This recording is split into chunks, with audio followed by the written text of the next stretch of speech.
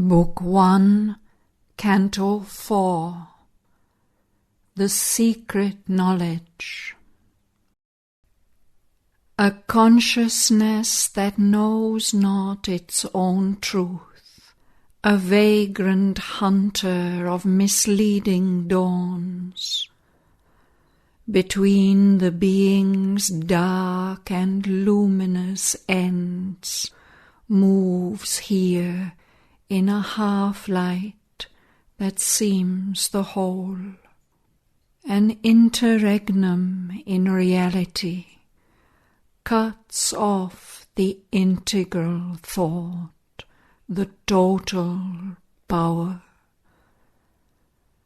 It circles or stands in a vague interspace, doubtful of its beginning and its close, or runs upon a road that has no end. Far from the original dusk, the final flame, in some huge void in conscience it lives, like a thought persisting in a wide emptiness. As if an unintelligible phrase suggested a million renderings to the mind, it lends a purport to a random word, a conjecture leaning upon doubtful proofs, a message misunderstood, a thought confused, missing its aim, is all that it can speak, or a fragment of the universal word. It leaves two giant letters void of sense, while without sanction turns the middle sign, carrying an enigmatic universe, as if a present without future or past, repeating the same revolution's whirl, turned on its axis in its own inane. Thus is the meaning of creation veiled, for without context reads the cosmic page. Its signs stare at us like an unknown script, as if appeared screened by a foreign tongue or code of splendor signs without a key, a portion of a parable sublime.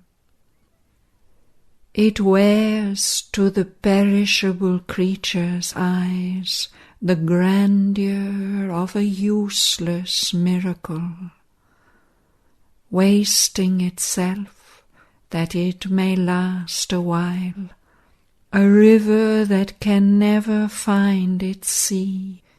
It runs through life and death on an edge of time. A fire in the night is its mighty action's blaze.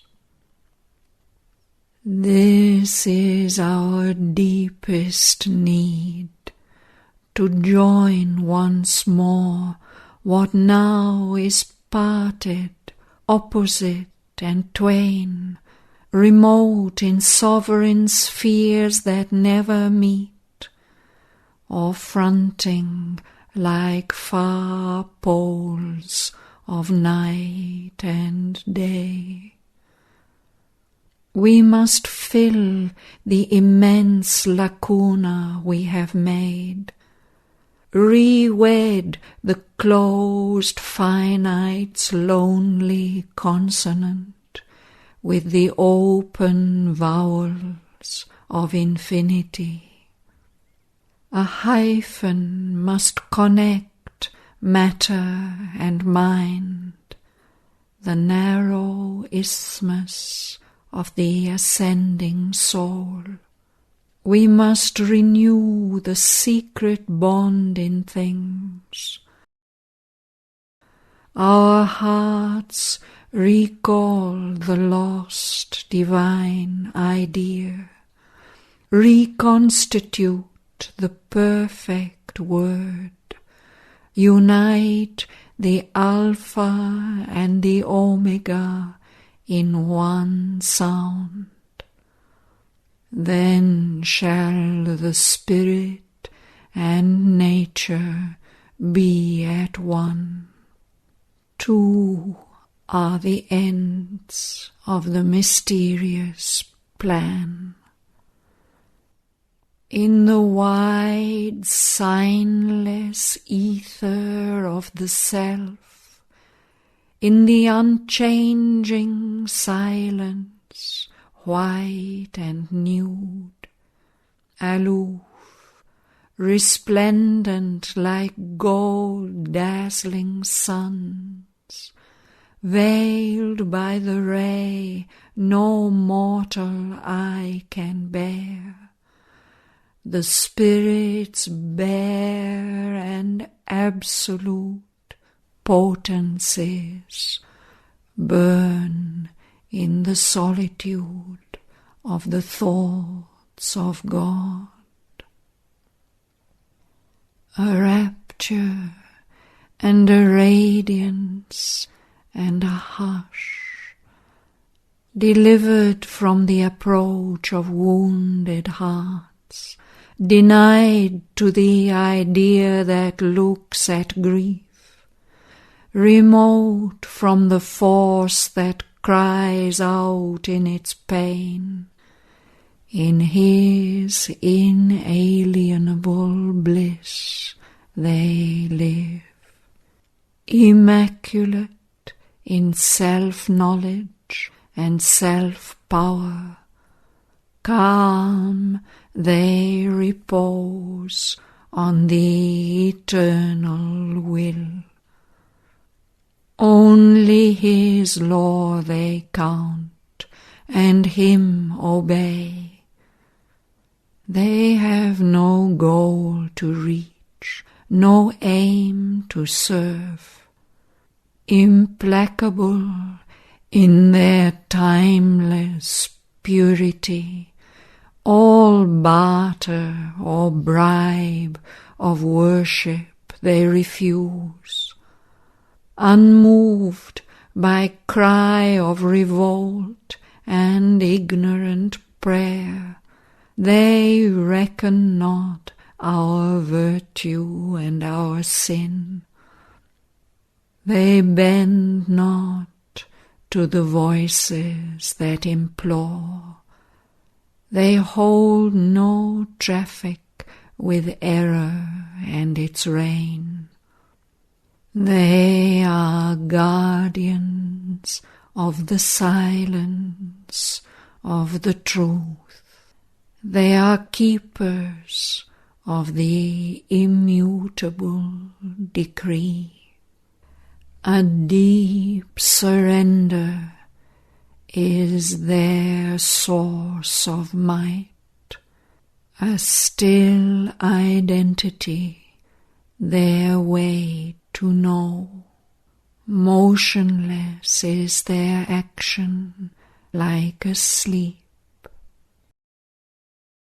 At peace, regarding the trouble beneath the stars, deathless, watching the works of death and chance, immobile, seeing the millenniums pass, untouched, while the long map of fate unrolls, they look on our struggle with impartial eyes.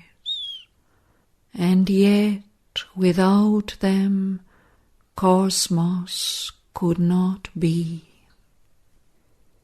Impervious to desire and doom and hope, their station of inviolable might, moveless, upholds the world's enormous task. Its ignorance is by their knowledge lit. Its yearning lasts by their indifference.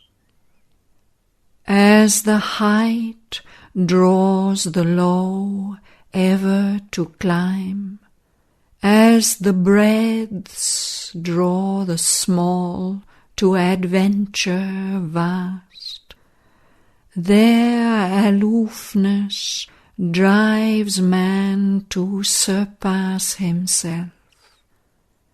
Our passion heaves to wed the eternal's calm. Our dwarf-search mind to meet the omniscient's light. Our helpless hearts to enshrine the omnipotent's force, acquiescing in the wisdom that made hell, and the harsh utility of death and tears, acquiescing in the gradual steps of time. Careless they seem of the grief that stings the world's heart, careless of the pain that rends its body and life.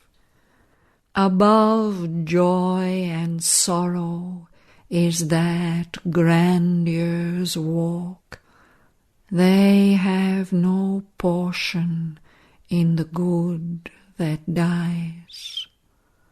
Mute, pure, they share not in the evil done, else might their strength be marred and could not save.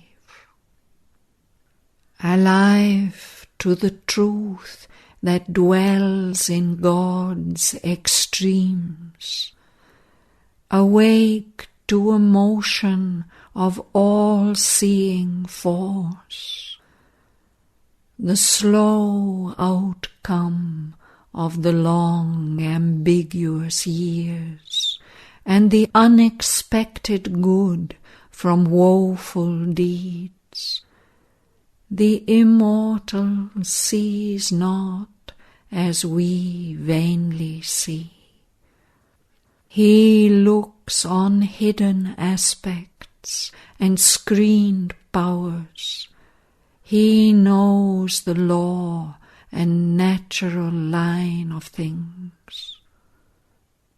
Undriven by a brief life's will to act, unharassed by the spur of pity and fear, he makes no haste to untie the cosmic knot, or the world's torn, jarring heart to reconcile. In time he waits for the eternal's hour. Yet a spiritual secret aid is there, while a tardy evolution's coils wind on, and nature hews her way through adamant. A divine intervention thrones above. Alive in a dead, rotating universe, we whirl not here upon a casual globe, abandoned to a task beyond our force. Even through the tangled anarchy called fate, and through the bitterness of death and fall, an outstretched hand is felt upon our lives. It is near us in unnumbered bodies and births. In its unslackening grasp, it keeps for us safe the one inevitable, supreme result no will can take away and no doom change. The crown of conscious immortality, the Godhead promised to our struggling souls, when first man's heart dared death and suffered life. One who has shaped this world is ever its Lord. Our errors are his steps upon the way. He works through the fierce vicissitudes of our lives. He works through the hard breath of battle and toil. He works through our sins and sorrows and our tears. His knowledge overrules our nescience. Whatever the appearance we must bear, whatever our strong ills and present fate, when nothing we can see but drift and bail, a mighty guidance leads us still through all. After we have served this great divided world, God's bliss and oneness are our inborn right. A date is fixed in the calendar of the unknown, an anniversary of the birth sublime. Our soul shall justify its checkered walk. All will come near that now is naught or far. These calm and distant mights shall act at last, immovably ready for their destined task. The ever-wise, compassionate brilliancies await the sound of the incarnate's voice, to leap and bridge the chasms of ignorance, and heal the hollow yearning gulfs of life, and fill the abyss that is the universe.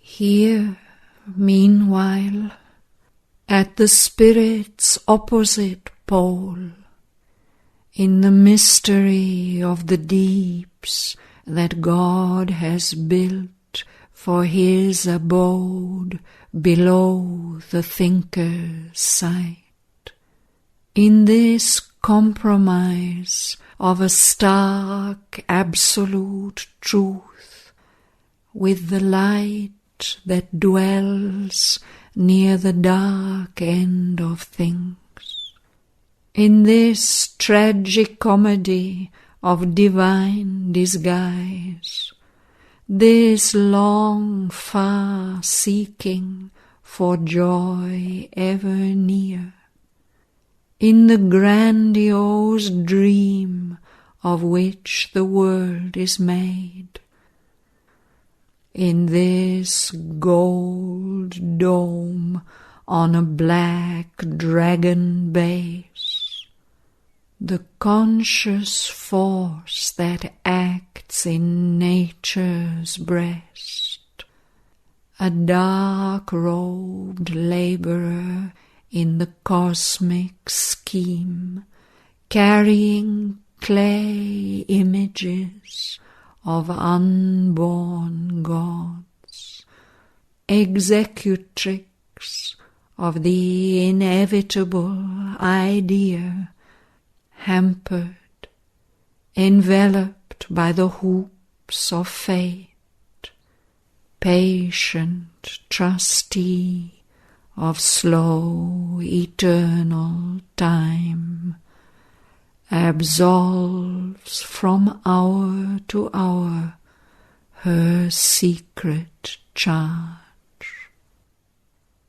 All she foresees in masked imperative depths, the dumb intention of the unconscious gulfs, answers to a will that sees upon the heights, and the evolving word's first syllable, ponderous, brute-sensed, contains its luminous close,